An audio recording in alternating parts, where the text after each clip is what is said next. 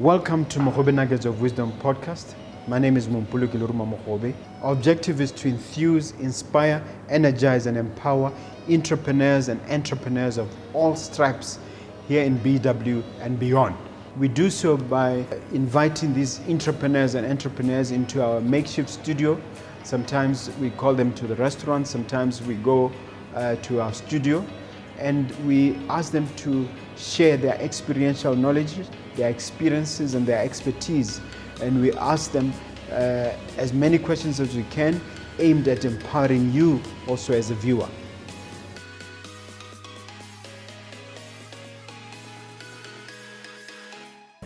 Hello dear viewer, dear listener, my name is Mompoloki Lerumo Mogobe, your host of this great podcast,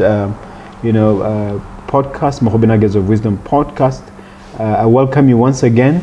We always try to provide life-changing, energizing, and enthusing information as per our tagline. I have brought today a wonderful guest in Miss McAslin, Norah McAslin. Actually, it's Mrs., isn't it? Yes, Mrs. My apologies. Would you care to introduce yourself to the viewers? Thank you so much for having me, Mr. Mogobe. My name is Norah McAslin.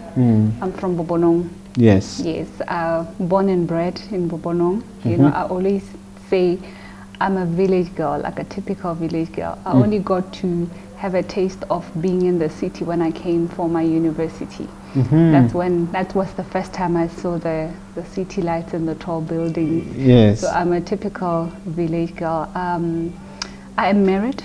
I'm a mother of two. A very spiritual person, entrepreneur.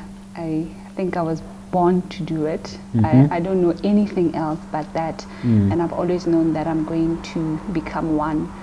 I'm an assistant pastor as well at church. I do a lot of things related to beauty. I believe that my purpose in this world is to change lives through beauty.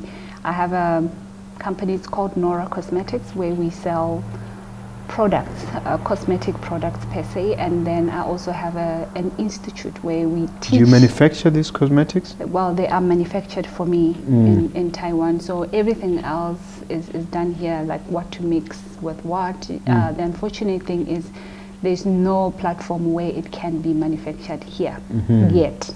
So the dream is one day to bring it all here so that we can do it right here.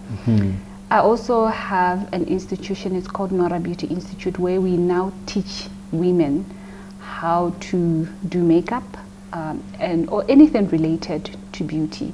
I also have an organization, it's called Hiding Behind the Mask, where we now we talk about social issues that affect us on a daily basis. That's in a nutshell who I am. Let's just deal with the topic, changing lives through beauty. Yes. Can you sort of unpack that for us? What is the meaning of that? Like I said, I do believe that is my purpose in this world. I've always loved beautiful women. My ministry is mostly with women. I've always loved and I've always admired beautiful women, and I've always had this thing that a woman should be beautiful, and when they are beautiful, they will become the best that they can ever be. Beauty in a woman means a whole lot more. I know that sometimes men don't understand, but it does. And changing lives through beauty is, when I first created Nora Cosmetics, it was not just, okay, I want to make quick cash and, and that was it. It was, I want to create a product that when a woman puts on this product, when they see themselves in the mirror, they see exactly who God wants them to be. That was my prayer. So now we have this product, and also we change lives in the way that we teach women. Now we give you a product and we teach you as well. And while we teach you through Hiding Behind the Mask, we also talk to you, because beauty is from within. There is no point in me giving a woman a product and say apply on yourself. We see you looking beautiful outside, but inside you are not beautiful. Okay. So I'm sure we're going to go deeper into that. Yes. In terms of your background, can you share academics and also practical experience before you started Nora Cosmetics? Okay, academically, I went up to university level. I was a student at the University of Botswana. I did environmental science and English. That's what I majored in and graduated in. And then after that, I just became an entrepreneur. So you never worked for anybody? I've never worked for anyone. Very much criticized for it. I remember at the time I used to even have big fights with my mom because she felt like, listen, you've done so well at school. And that was the plan. You know, when you grow up, parents want you to be, follow a certain track, yeah. So I literally just went to University of Botswana for my mom. I gave her the certificate and I said, now I'm going to do me. And that's exactly what I did. Yeah, so I've never worked for anyone. I tried to do internship at some time, and I felt like I was not living. I was dead inside. When did you start Nora Cosmetics? Nora Cosmetics was started in 2014, but launched 2016. It began with me just selling products from a different brand. I was getting this brand from Ghana and I was just selling it here. The frustration came where now the products, you see, people up there are very dark in complexion. So the makeup that they were bringing here was quite dark and it couldn't match our skin tone. So then I started learning more about it because it was a field that I've always been interested in. I started learning more, and one day I just asked my husband, why can't I just do it for myself? And he said, why not? So I started researching from 2014. The products that had been manufactured in 2016, and also one of the big obstacle was finances because I didn't have any to start such a business. But I persevered. In 2016, Nora Cosmetics was launched. Let me understand the idea behind it. Is it a distributorship or it's a manufacturer of cosmetics as well? It's not just a distributorship. I own the brand. Yes. My name is Nora, so this product is specifically manufactured for me. By you? By me. In terms of the ingredients? Exactly. So the only thing that I'm not doing is to put the ingredients together. It's like it's like, let's give an example of KFC. The owner is not the one who's cooking. No. You know what I mean? But people are still enjoying it all over the world, so it's exactly the same. Yeah. And normally what are the main products that you're currently selling? The main products, the one product that we started with that is doing very well in the market is the foundation. Foundation I wish you had brought a sample. I know, right? I actually left it in the car. Foundation is, it's like it says, is the foundation. This is what you need as a base before you can. So we turned that into something more modern. Yes. So that's the first product that we launched, and then after that we went on to lipsticks, we went to eyebrow pencils, we went to facial wipes, brushes, and all the like. Correct me if I'm wrong, but your entire setup is Nora Cosmetics. Everything there is your own brand. Yes. Okay. I wouldn't have it any other way. Now, the challenge is always whether entrepreneurs are born or made. Would you think in your case you're a born entrepreneur or you turned into one as you Definitely born an entrepreneur. Why do you say that? Because I've always known it's in me. I cannot have it any other way. This is who I am. I live it. I breathe it. I eat it. It's just it's in my DNA. I can feel it, and I've always known it. Okay. Just that when I expressed it, I was told, no, you can't. There's no entrepreneur in the family, so you can't be the first one to do it. Where did you see it? Why do you think you are that person? But I've always stood my ground, and I said, I know I am. If there's one thing about me that I've always, or that I know, is that I have an internal alarm. I guess it's the Holy Spirit that just speaks to me, and I listen to that voice. Okay. Yeah. What are the naysayers saying now? Or the doubters? I don't know what they're saying, because I don't think they would come. The only person that I know now who is also my biggest fan is my mom, she actually speaks about it sometimes to other parents that, listen, when a child tells you this is who I am, you need to support them. Right now she used to be so afraid of this whole idea. Now she's my biggest fan. Yeah. And how many markets are you in at the moment? Right now I have outlets at Airport Junction and Rail Park. I also just currently, a week ago, opened an outlet in Bobonong. That's where I come from. I just felt that it has to be at home, you know. It felt so good opening the brand there. We are opening in Francistown and Palape next month.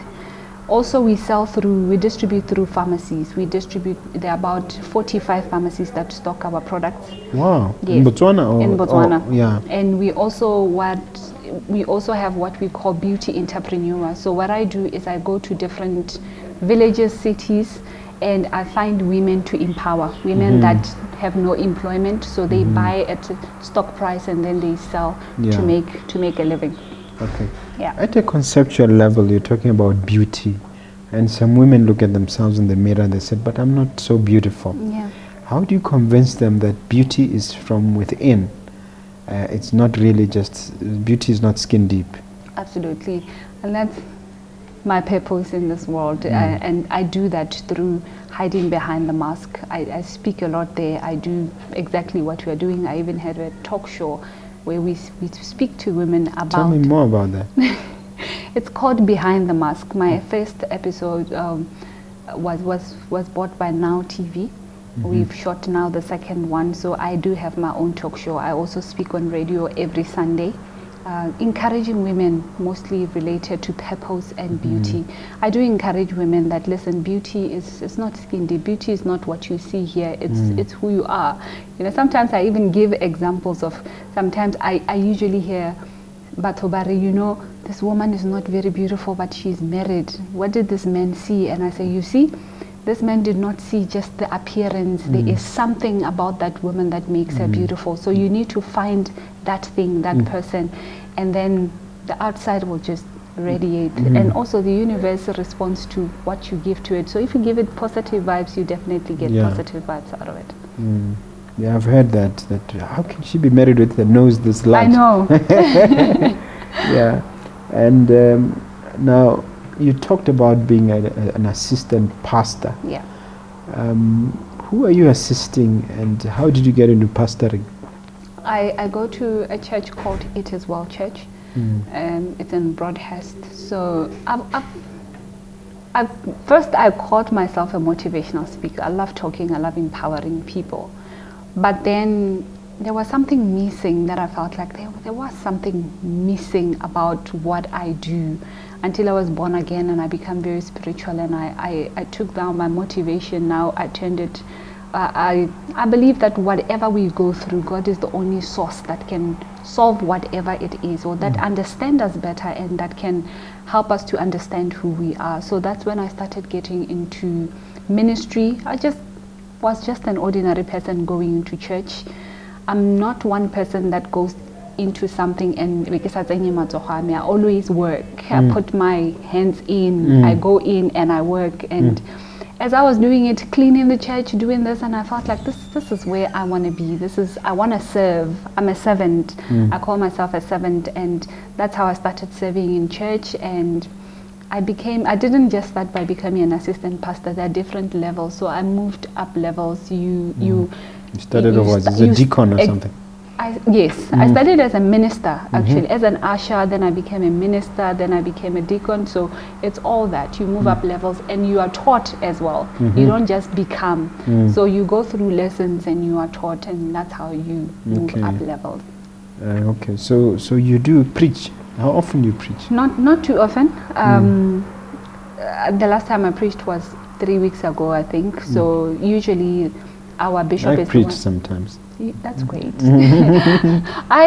Like I said, I still find it very difficult to preach because I speak as a motivational speaker, and I was told that it's okay, that's who you are. Isn't preaching motivational? I think so, but sometimes I feel like, you have to get deep into the Bible, you have to know the verses with your own, that's where sometimes I judge myself. And the bishop said to me that it's okay the way you are, you don't even have to memorize the verses, and just speak from the heart, and that's exactly what I do. Yeah.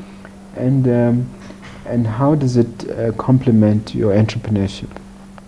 My assistant pastor. Yes. I think it helps me to ground me. I think it's a part of me that I really hold so dearly, because entrepreneurship is not easy. It's hard, and you have to be getting, what can I say? There has to be a source above you that really nurtures you all the time.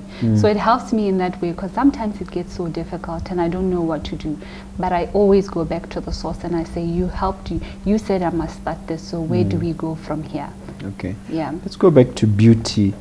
There seems to be, if you look at the magazines, a very limited view on beauty. Tall, skinny, you know, looking in a certain way. Which in my view is ridiculous. Yeah. Is there anything that people like you are doing to get away from this sort of restricted and one-dimensional aspect of beauty? Absolutely, because like we've already said, beauty is from within. It doesn't matter how you look.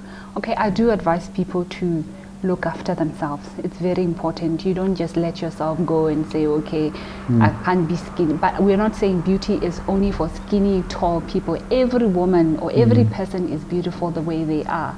But then you also need to put in the work to look after yourself so that you can be comfortable in your own skin. So I don't agree as well. That's why I always tell people that don't look too much at what's in the magazine or what's on the TV and you say that's how it's supposed to be. You have to be content with yourself and just say, when I define beauty, I define it in this way, and that's what you're going to follow, not what the world or the social medias influence. So are you saying to me there's no standard form or definition of beauty? Absolutely not. We can't. You see, the beauty that they show, it's commercial beauty. It's not real. And I was a model before, so I know what I'm talking about, because it's not real in the sense that sometimes these girls, they stuff themselves. Do you call that beauty? Sometimes they have to go an extra mile to look the way they look. I don't see that as beauty.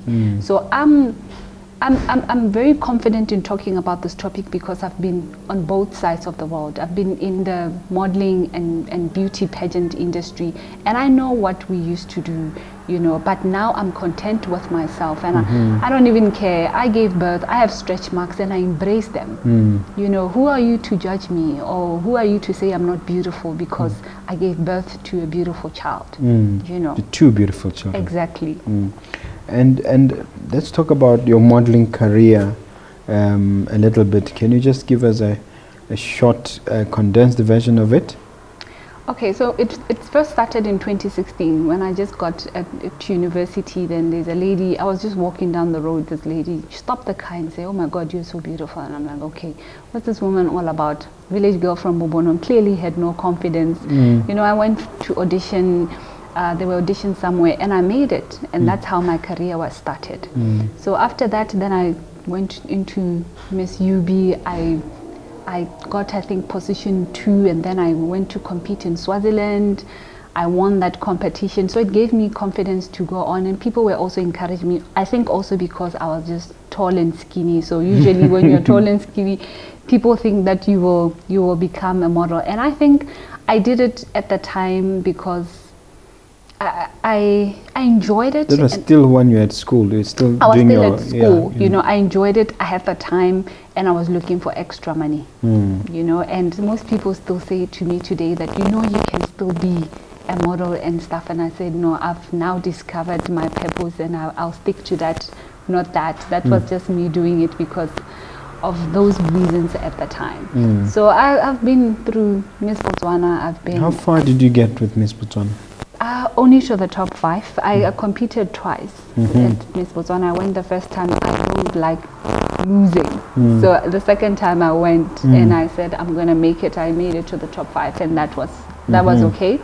And then to seal it all and to say this is my last one, 2 years ago I went to compete at Mrs. World in the United States of America. Mrs. World, not Miss World. Not Miss. Mrs. for the married women. And for me that was it. And you know, like, listen, I've done it, and I've even been there, done that, got the certificate. I'm fine with it. So that was it 2 years ago. Whereabouts in the US? Las Vegas. Oh, okay. Yes. You went to the Sin City itself. What happens in Las Vegas stays right yeah. But how far did you go with the competition? Well, I didn't go too far. I didn't make. I think it's competitions there, and that's why you need to be very confident. It's very political. When you are from Africa, because they only choose one person from each continent, and you could already see people like South Africa already have, you know, more power, more there. So I literally then, when I discovered, I said, listen, I'm not even going to worry about it,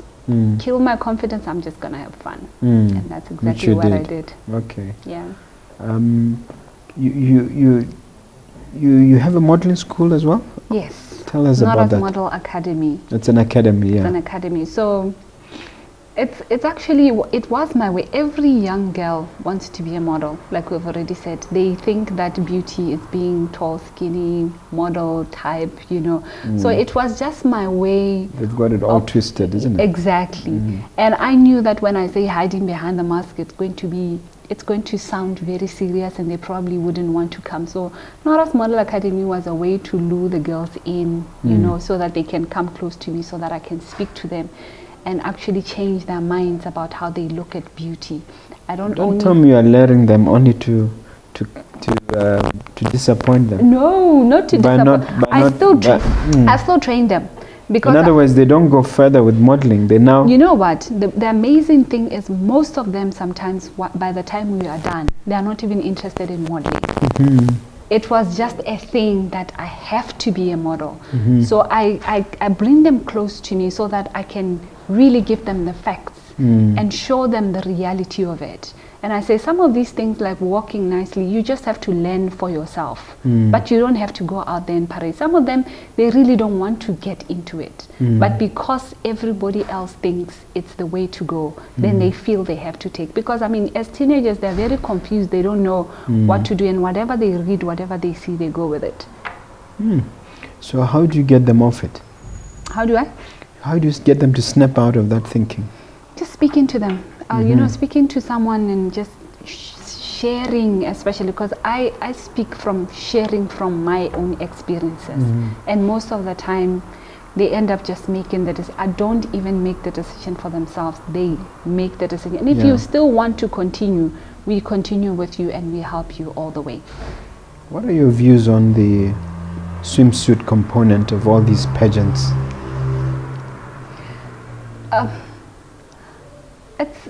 We've been given a choice. It's really a choice. Is it necessary to be parading half naked?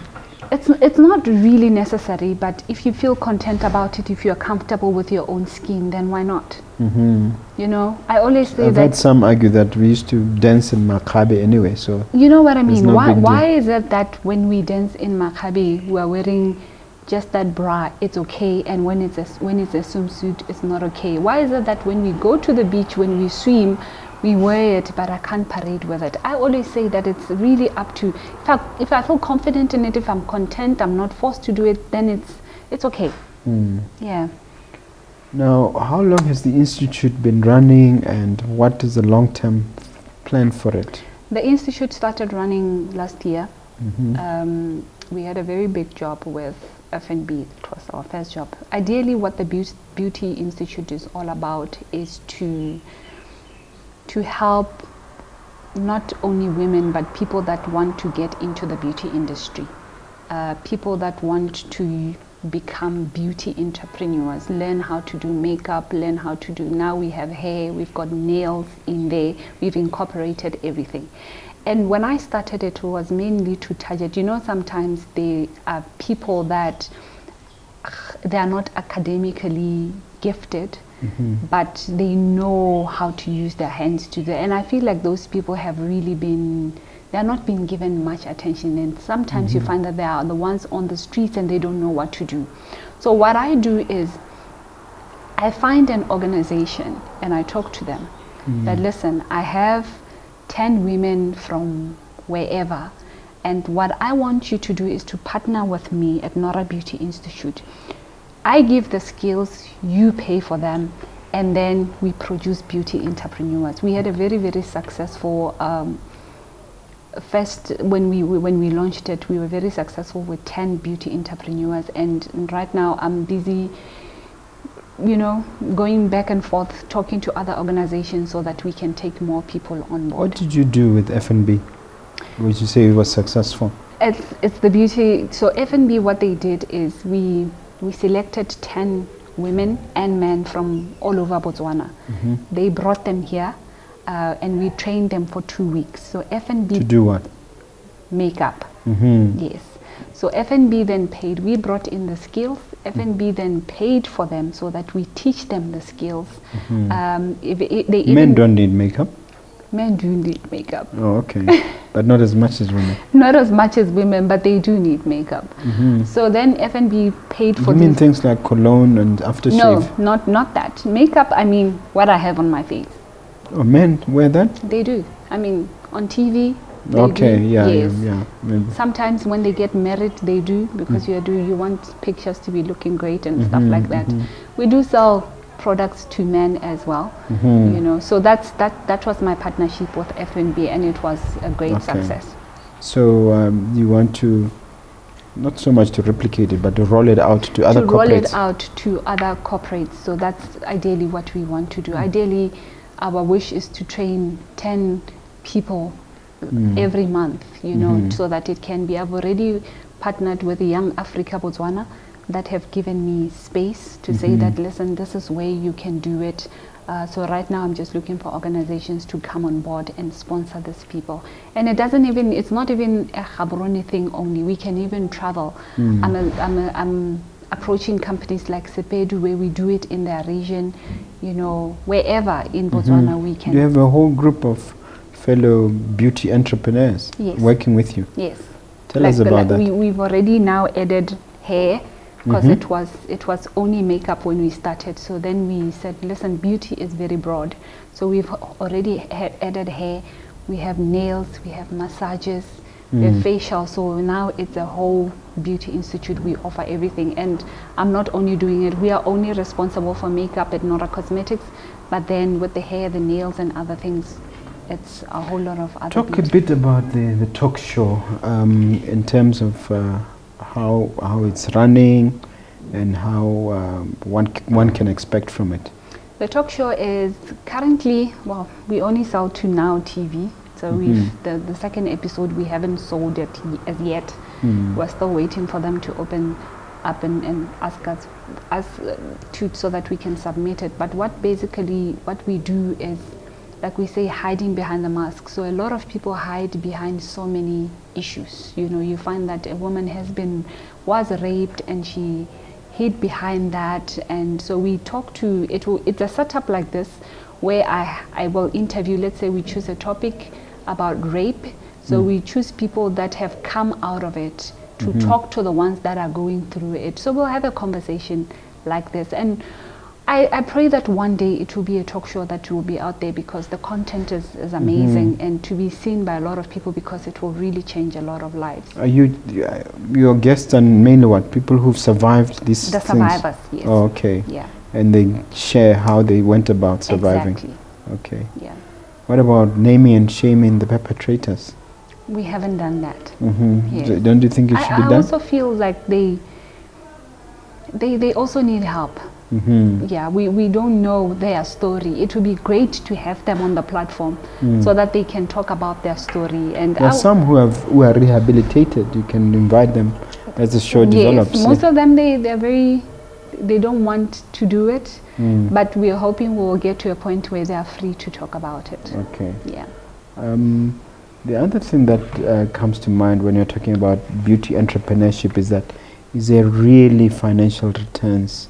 And how can one position themselves to be successful, to make moolah, to become a multi-millionaire from this? There's definitely a lot of money to be made in beauty. I always compare beauty with food. Women love being beautiful. There is no woman that they just buy these things. Sometimes, I mean, I was laughing just now when I was at work. This woman said, I bought these things, but I don't even know how to use them. I haven't used them. And I'm like, wow. They would even go to an extent of just buying them and not using them. So there is a lot of money to be made, but you need to position yourself you need to position yourself well. You need to understand the market. When I started, first was I want to bring in something that is not there. What is the point of you bringing something that is flooded in the market? So when I first started with the foundation that I spoke about that is very popular, was I want to find a product, because I was watching when we were modeling and in beauty pageants that they will mix one product from one brand with another one to come up with the one that suits me. So it has always been, why do they do that? Until I learned more about it to find that there is not much makeup or cosmetics for black people. When makeup was made, it was made for the whites, and now things are changing. So that's how I first started. You need to find a niche market, and you need to brand yourself very well. I am a believer in branding. I love branding so much. So you need to set yourself apart by branding yourself and be consistent. It's very, very important. But 1 minute the product is there, the next minute is not there. So where are we going? Are we going to support you when we don't even know where you're going?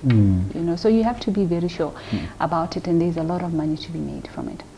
And how do you position yourself in terms of what are the tricks of the trade to make sure you optimize and you position yourself well to monetize your beauty or the beauty business? One of the things that you need to do, pricing is very, very important. You need to understand pricing. You need to understand your market and understand how it operates. How much money are these people willing to spend on a certain product? How much money are they? How much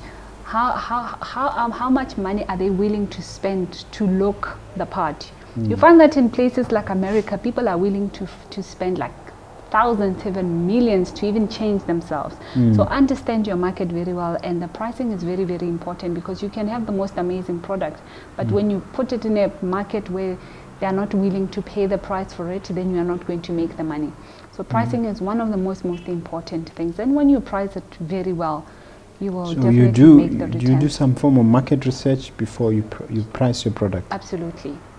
Because you look at also the products that are already there in the market, see how they are doing, how good are they, and then you position yourself somewhere in the middle, not up there, not down there, but somewhere in the middle. Do you have any role models out there? Excuse me for saying this, but when I first saw you, I thought of Iman. Yeah. I don't know whether you know the famous model. Do. Yeah, I do. She's actually one of my. I do have a lot of role models depending on what I need from that person. So she's one of my biggest role models, because I mean, when you look out there, people who really made it count, their beauty count. Who are you have in mind? Who turned the beauty business into a success? I think Iman did. Iman. I think.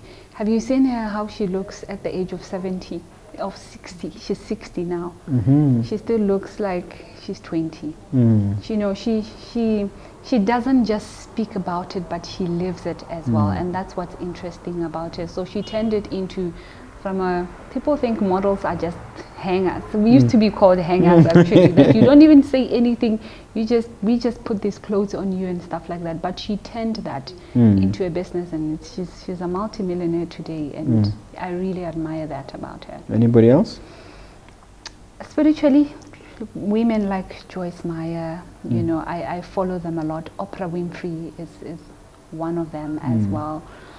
You also, I follow you a lot. Thank you very much. I do follow you. I've heard so many stories about you. Oh. At some point I was even stalking you, because I felt like, no, too good to be true. Don't tell me that.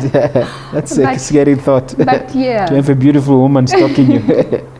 Yeah. So. Okay. So, no, I was more thinking in terms of out there in the media space, the Kardashians of this world. What do you think of the Kardashians and the way they're using their beauty? There's one who's become a billionaire as a result. Which is absolutely amazing. I do sometimes look at her as well, but it's not definitely what I believe in, because the way, you know, how the people that follow us, they really follow us, they really believe in us, and how you carry yourself also is very, very important, because most of them would want to follow your steps. I will not go to an extent of changing anything about myself. I appreciate. So the Kardashians, I think, believe too much in artificial beauty. You know, where they make their lips bigger, make every part of their body bigger. They replace their partners. Exactly. Like they change their underwear. So I wouldn't want to talk too much about it, but I'm not a big fan of. They might sue us, so we should be careful. I'm not a big fan. Okay. So you don't like daytime TV where these reality shows. You don't believe that is a proper platform for propagating beauty or promoting one's beauty.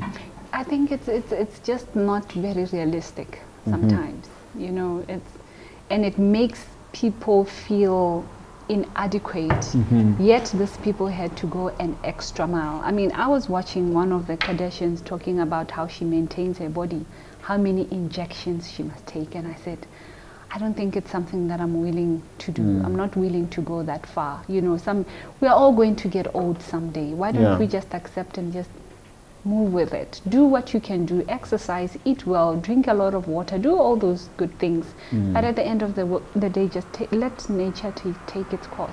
Okay, so what are the lessons learned from your modeling career, your beauty queen period, and how you transitioned to becoming a businesswoman? What are the lessons learned and how you're applying those lessons? One of the biggest lessons that I learned is you need to know who you are.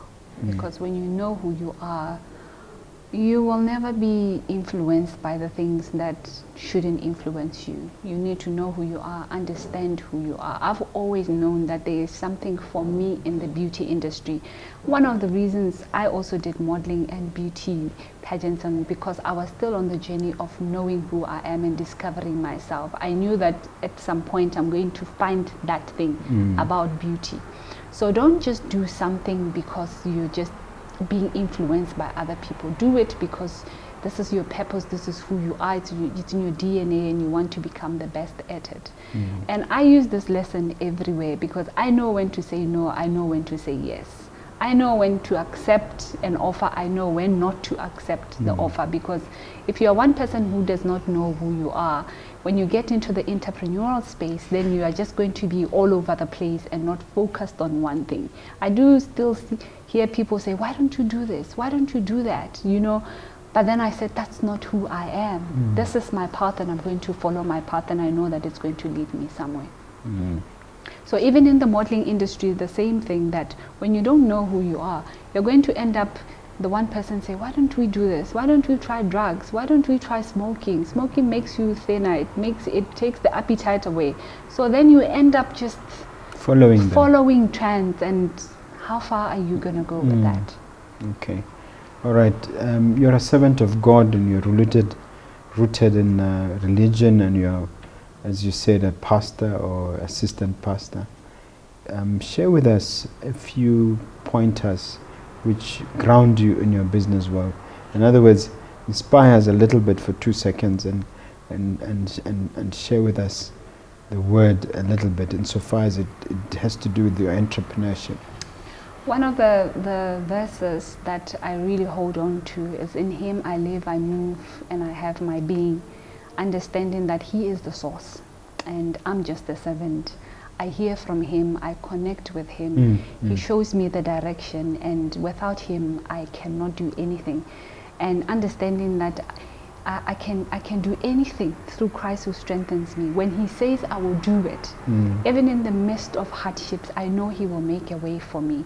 So those are two verses that really, they anchor me, because like I said, the entrepreneurship space can be very, very difficult sometimes. But when you have a source that is continually pouring onto you and showing you direction. One could have said, I had people telling me that, why cosmetics? I even had someone saying, why do you have to call it with your name? Who's going to support you? Who are you? You are not from a rich family, you know what I mean? But the source said I must do it. So in Him I live, I move, and I have my being. So He understood me. Even the name, when I was all the greats in the Bible are not from rich families. Almost you know all what of I mean? them. Almost all of them actually. So when you understand that if they can do it, I can do it also, because the one who has created me is the one that will give me the grace and that will navigate me through every path. Wow. So you're anchored in the Bible, and say a little bit to entrepreneurs about the importance of being faith-based in your business life, because we've heard that some entrepreneurs strongly believe don't mix business with religion, don't mix church and work. Yeah. What do you have to say about that? It's funny because I've heard someone say that when I hear someone saying I'm a Christian, I'm not going to do business with them. And it's very sad, actually. And I think it's people that have labeled themselves Christian and they're still not faithful servants of God. I don't see how you can do business without God, because he said in the Bible, he said, do business until I come. Yeah, even in the parables. Even in the parables. So we are doing this thing not because we decided we want to do it. We are doing this thing for the kingdom of God. We as entrepreneurs, the Bible says we must work for 6 days anyway. Absolutely. So we as entrepreneurs, we are kingdom financiers. We have to make this money and give it unto the kingdom of God and use it also to help other people, to uplift other people. Through all this. So entrepreneurship is we are not just doing it for ourselves, we are doing it for the glory of God. And at the end of the day, understanding that the glory goes unto him. Okay. There's a subject that is bothering me that I don't want to leave you without touching on. You manufacture your cosmetics in Thailand, and then you bring them all Taiwan. Yeah. And you bring them all the way across so many seas to here. You sell them here. Isn't that a competitive disadvantage in terms of cost, given the distances involved? It's how it works out there is the volume, how much you are ordering, and you find that they don't work with small quantities. For example, if I place an order for my foundations, I have to order 12,000 pieces or more. They do not take anything less than that. So you find foundation that is like first layer. Yes. So the more you order, the more the cost becomes less. I actually even got a quote at some point from South Africa, and it was way more expensive than how much it is out there. Yeah. Including the cost of delivery and everything. Yeah. Well, the cost transport is very expensive, so definitely it's a no-go area, but you find that sea is quite reasonable, even though it takes a long time. So that's why you have to be very, very vigilant of your numbers. How much do you have in stock, so that you can place an order, so that then you give yourself like 3 months. It will not be finished until that one. It's a very tedious process. And you don't get sucked into the politics of China versus Taiwan, because I know that China has a way with saying Taiwan, it's part of China. Well, you must. It's there, but I really respect how those people do business. It doesn't. You find it doesn't affect. You stay away from it anyway. Yes. Okay. Now we're getting to the end of our time together. I'd like you to grab a crystal ball, as it were, and predict the future of Nora Cosmetics, of your pastoring, and tell us 5, 10, 15 years, 20 years from now, what is the picture that you see? Nora Cosmetics will be all over the world. I'll be distributing all over the world. In the next 2 years, it will be deep into the Zambia. That's my next market. I've done my research. And then we go into South Africa. We are going to be distributing through big chain stores like Discam and Clicks. At the end of the day, we are not going to even be having kiosks like this. We'll be just distributing into these big chain stores all over the world. Wow. In terms of my spirituality, I'd still be very grounded in my spirituality. I'll be speaking and changing lives all over the world. I see myself in an international and world stage where I'll be speaking and changing lives still through beauty, incorporating the Master Jesus, it's still holding the flag high. And my children, very grown, beautiful children, grounded in the Lord as well, doing very well in whatever they want to do, because I will not force them to do what I want them to do. You'll just encourage them. I will just encourage them. And I see myself very, very successful.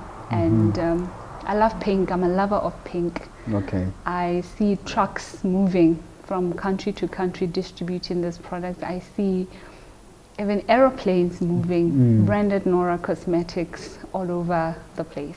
Okay. That's what I see. I get the sense that you found a way of getting around the usual excuse of most entrepreneurs saying funding's a problem, capital, this, that. I get the sense you found that, you know, it's not about resources, it's about resourcefulness. Am I right?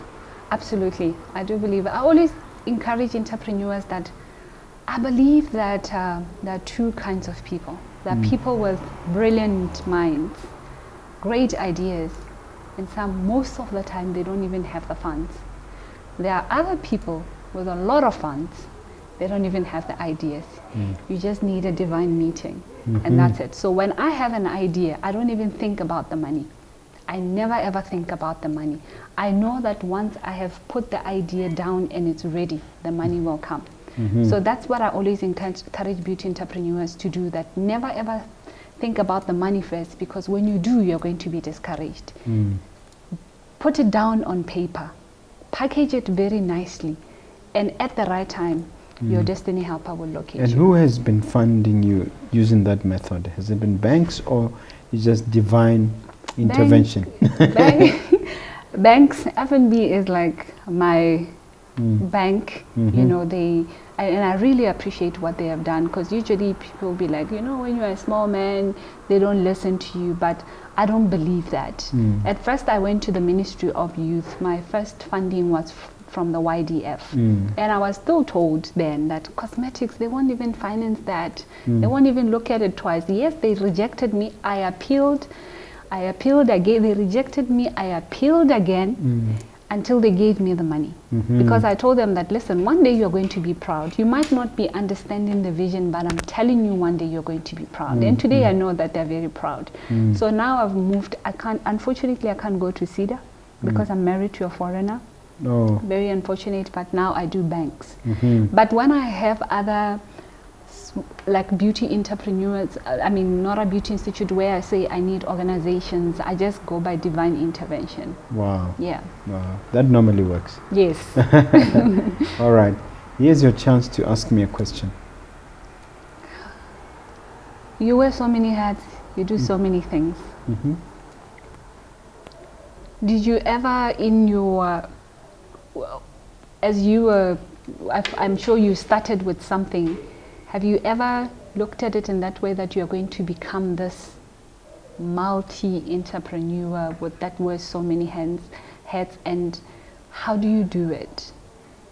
It's, in other words, did I envision being where I am now? Frankly, no.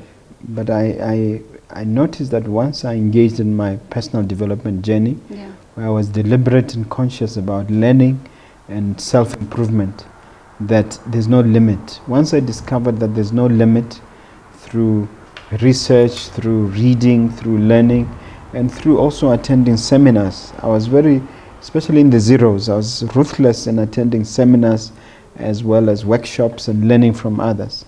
So once the limitlessness was established through personal development and through seeing others who've gotten to great heights, because even where I am now, to some people in this very city, I'm like a dot. It's nothing. So I can see that the God we serve is a God of no limits. So if you accept that there are no limits, then you keep going, you keep going, you keep going, and that there's no end. As long as you have breath and health and you have opportunities, go for them. Do you think it's selfishness, though, to be able to do everything? Shouldn't you just be focused? No, remember this, that I'm not doing everything by myself. No, I mean, every venture that I engage in, there are people who benefit. Just this show alone, there's a value chain. There's at least 5 or 6 people who benefit from this, either directly or indirectly, in terms of employment, in terms of exposure, in terms of other benefits. So there's no room for selfishness when you grow. In fact, the selfishness comes from being so self-absorbed and self-righteous and limiting God. You're selfish if you limit God. It's the other way around. Are you ever afraid to start something? I've discovered that fear, now that's the third question, fear stands Sorry. for false evidence appearing real. Yeah. So I don't believe in fear in the purest sense of the word. Right. I believe that there's some falsity in the idea of fear. Of course, you can be reckless, throw yourself into situations which don't work for you. Yeah. But fear itself, I believe what FDR said, Roosevelt said when he said, there's nothing to fear but fear yourself. So I fear fear. In other words, I fear embracing it. I'd rather not have it anything to do with me. I think you've taken 3, Thank you're supposed to have 1. Look at that camera over there, talk to that individual behind the camera and inspire them, leave them with something powerful and inspirational. Don't you ever, when you want something and you know that it's in your DNA and you know that this is who you are, do not be afraid, because fear has really blocked us and stopped us from becoming who we have to be. Understand that in Him you live, you move, and you have your being. And if God says you can do it, yes you can, and you need to believe that. Stay anchored to the source. My source is God. I cannot have any other way. So I encourage you also to stay connected to the source, because He is the one that will navigate you through everything else in life. And your life will never be the same again. Okay, great. Now tell them how they get in touch with Nora and Nora Cosmetics. Yes. And what services you offer for them. We sell cosmetic products, foundations, lipsticks. We also teach how to apply the makeup. We have makeup services at our stores. Our shop is at Rail Park in front of Debonair. And then we have another one at Airport Junction in front of Mr. Price. We have another one in Bobono in front of CB stores. We sell through pharmacies as well. So just get into any pharmacies near you and you'll find our products. You can like our page, Nora Cosmetics, on Instagram, Nora Cosmetics, on FNB, also like on FB, sorry, and then like my page, Hiding Behind the Mask with Norah McAslin, to follow up on the topics. I do videos as well, so you can stay encouraged, or Norah McAslin. My surname is MC space capital ASLIN. Thank you. Okay, that's fantastic, Norah McAslin. Excellence as your core value. I nearly forgot that one. Excellence is my brand. Yeah. Yeah. Why do you say excellence is your core value? Because if you have to be excellent in everything that you do, give it your all. I don't believe in giving half. Okay. There's 100%, and if you want to win at something, give it your very best. That's why I don't believe there is failure, because I believe that if you've given your 100%, you definitely have learned something from there. So, and be excellent in everything you do. Polish it nicely. Don't give us half, and polish it behind the scenes so that by the time we see it, it will be excellent. Okay. Yeah. All right, I almost forgot that one. Thank you very much. You've been a great, wonderful guest, Norah McAslin. Thank you, sir. Pass my regards to your husband and to the family. Thank More importantly, we wish you the best. You must grow from strength to strength. And thank All you. the best. Thank you so much.